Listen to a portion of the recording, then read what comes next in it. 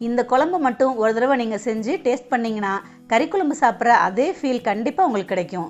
அப்படி ஒரு அருமையான பக்கோடா குழம்பு எப்படி செய்யலான்னு பார்க்கலாம். இதுக்காக 200 கிராம் கடலைப்பருப்பு, 1 டீஸ்பூன் சோம்பு, 6 காஞ்ச மிளகாய் இதெல்லாம் சேர்த்து 2 மணி நேரம் ஊற வச்சுக்கலாம். இதை தண்ணியை வடிச்சிட்டு கொரகொரப்பாக அரைச்சி இதிலேயே கொஞ்சமாக உப்பு, கருவேப்பிலை, 1 டீஸ்பூன் அரிசி மாவு இதெல்லாம் கலந்து பிசைஞ்சு வச்சுக்கலாம். எண்ணெய் சூடானதும் இந்த மாவை கிள்ளி போட்டு நல்லா செவக்க விட்டு பக்கோடாவை பொரிச்சு எடுத்துக்கலாம். பக்கோடா நல்லா மொறுமொறுன்னு வந்திருக்கு.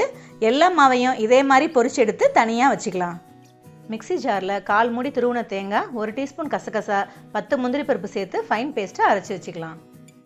சட்டியில் கடலெண்ணெய் ஊற்றி பட்டை, பிரிஞ்சி இலை, கிராம்பு, கல்பாசி, ஏலக்காய், சோம்பு, காஞ்ச மிளகாய், கருவேப்பிலை போட்டு தாளித்து நறுக்கின 10 சின்ன வெங்காயம், 2 பெரிய வெங்காயம் சேர்த்து நல்லா வதக்கிக்கலாம்.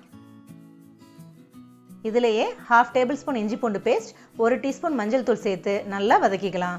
3 தக்காளியை பேஸ்ட் பண்ணி வச்சுருக்கிறோம், அதையும் சேர்த்து நல்லா வதக்கி அது கூடவே 1/2 டேபிள் ஸ்பூன் மிளகாய்த்தூள், 1/2 டேபிள் ஸ்பூன் மல்லித்தூள் சேர்த்து 2 நிமிஷம் நல்லா வதக்கி நெல்லிக்காய் சைஸ் ஊற வச்ச புளி தண்ணியை ஊற்றி குழம்புக்கு தேவையான தண்ணியை சேர்த்து தேவையான அளவு உப்பையும் சேர்த்து 10 நிமிஷம் நல்லா கொதிக்க வச்சுக்கலாம். இந்த ஸ்டேஜில் அரைச்ச தேங்காய் பேஸ்ட்டு சேர்த்து ஒரு 5 நிமிஷம் நல்லா கொதித்ததும் பொரிச்சு வச்சுருக்கிற பக்கோடாக்களை போட்டு மல்லி இலையும் சேர்த்து 2 நிமிஷம் கொதிக்க வச்சு ஸ்டவ் ஆஃப் பண்ணி இதை மூடி வச்சு 10 நிமிஷம் கழித்து சர்வ் பண்ணிங்கன்னா பிரமாதமான பக்கோடா குழம்பு ரெடி.